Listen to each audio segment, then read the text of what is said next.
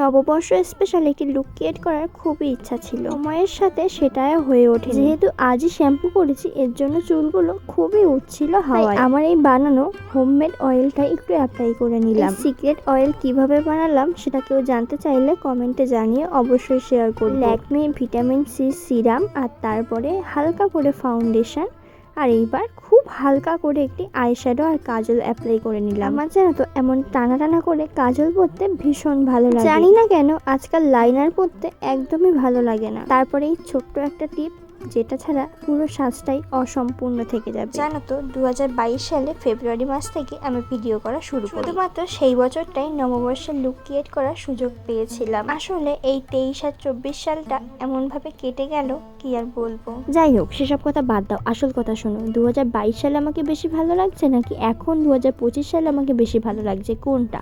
কমেন্টে জানাও তো দেখি ঝটপট।